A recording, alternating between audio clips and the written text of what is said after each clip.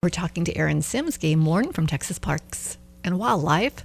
Hello, good afternoon. How are you, Aaron? Doing well. Thanks for having me. Spring has sprung, as you can tell in the air right now. It's a little dusty. A little dusty out there. Awful windy out there. Yes. Not the best ATV time, but No, right. But today would not be, but now that spring has kicked in, we just finished all of our hunting seasons for the most part, and right before we start our big water safety push, and basically in April and May, before people hit the lakes, they like to test out their toys, and it could be an ATV or a UTV or a razor. And we're just out there to make sure everybody has their proper safety equipment before they go have a good time. So there's a couple of rules and regulations people need to be aware. They may not be. There's a decal they need on their ATV, right? Right. So I want to hit two things today. One's more administrative. The other one's more safety related. These are things we're going to be checking for when we're out on the trails. ATVs are a great way to enjoy the outdoors, but you got to make sure you have your safety equipment. So number one, a helmet. Everyone's got to have a helmet if they're going to be operating on public land, and eye protection. Eye protection is something many people don't think about, but if you get on a windy day like this, dust in your eye, and you're operating your ATV at a high speed, you may lose control and hurt yourself or others. So make sure you have your helmet and eye protection. Okay. Also, if your ATV or UTV is equipped with seat belts, make sure those are engaged. A lot of ATVs don't have them, but when you get to the four-wheel ones with the cage, the UTVs, they have them, and you want to have them secured and fastened. And that's going to help you if you do end up getting in the situation to where you roll over or if you go off a cliff, which has unfortunately happened at Buffalo Springs. Oh, wow. So it'll keep you maintained in that UTV as you tumble. So hopefully nobody's tumbling. So just be careful out there. The administrative part is going to be the OHV decal. Now that stands for off-highway vehicle. Anytime you operate on a public property, say Buffalo Springs trails, and this could be an ATV or it could be a 4x4 truck per se. But when you're utilizing those ATV off-road trails, make sure you get one of those OHV decals. You can purchase it from our office here in Lubbock or online. It's $16. It's sold just like the hunting licenses, so once a year. All year. Okay. And that goes directly back into maintaining those trails that you're having fun on. So there you go. Yeah. It's a user fee. So it's nice to say what you're enjoying right now by having one of those stickers. It goes right back into enjoying. Yeah, I think, there's just a lot of little things that people may not think of. If they have a new one, maybe they just got it for Christmas or something and need to get it up to speed and make sure all of the That's right. Everything's right. So. And there is a distinction. This is on any public property. So I know when we talk about these all this information, they're going to say, well, do I need that when I'm on my private property? Legally, no, you don't. But remember, it's still a good idea to have a helmet and eye protection and then engage those seat belts if you have ones that are equipped with them. Everyone that's going to be operating on those public trails also needs to take a ATV safety course. We talk about hunter education all the time, boater education. Well, this is an ATV safety course that you can find through our website. And once you take that, it's good for life, but you'll need that at any age. There's no born on or after date with that. You'll need to get certified before you can operate on public trails.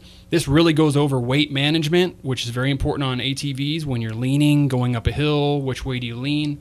And these things will hopefully prevent you from, injuring yourself or others when you're in the trails. Off the page, I'm just thinking, I had read something a while back that some ATVs are just not even designed for a passenger, even though there's a passenger seat there. Perfect. That's a great question. So just like when we check your life jackets, there's always going to be a label underneath. For ATVs, check for that label and see if it is designed for more than one passenger or even a second passenger. It may be just be one. And if you end up putting another person on there when it's not designed for it, you're really changing that weight distribution, and that's where you could have injuries and accidents. Yes, exactly. And then age technically where you're old enough, if you're out there in the parks, parental supervision at what age, and where do we need to be? Excellent question. So for this, it's going to be 14. So think it's the first teenage year. That's an even number, 14. If you're 14 and up, you can operate, of course, with your proper safety equipment. But if you're underneath 14, you're going to have supervision of an adult.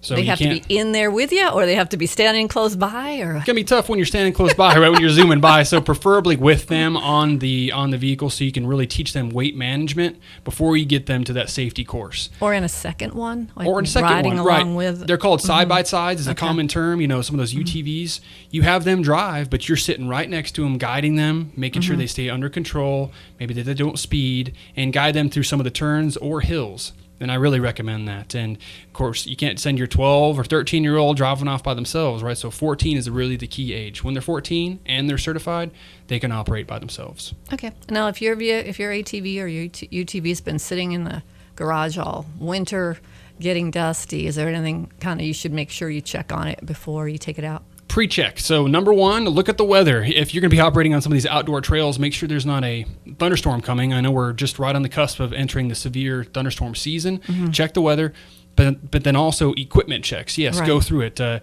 Is the gas, is it fully gassed up? Is the starter working? Are the brakes working? If you're going to be going up and down some of these hills, make sure you engage that handbrake and make sure that engages the tires to help you stop. Okay, and especially maybe after you've had a minor crash or a minor incident that your wheel could be bent or your brakes could be off. That's true. You know, sometimes you end up hitting some of those big bumps and the alignment's off. Well, that's you're going to be fighting that steering all the way on these trails. So get it serviced, and it's almost like winterizing a boat before you enter the winter. Make sure it's winterize your ATV, but we're coming off that season now. So yeah, these safety checks are very important. I'm glad you brought that up. Okay, absolutely. And is there anyone who can help them with those safety checks that you work with? Or? Head to your nearest mechanic. You know, they're going to be working on some of those better, the small engine mechanics, and try and get an idea from them. Hey, is this good to go? Can you test out the brakes for me? But a lot of these things they can do from their home. Make sure that it does start up well. It's not going to quit when you're halfway down the trail and your buddies keep going. You're left by yourself. So have some safety provisions, backups, whether it's a cell phone or radios. And it's always nice to carry water with you. If you be riding some of these trails, have backup water. Pack some snacks, but get out there and enjoy it. Just do it in a safe manner. All right. Thank you so much, Aaron. Great to talk to you as always. Yes, ma'am. Thank you.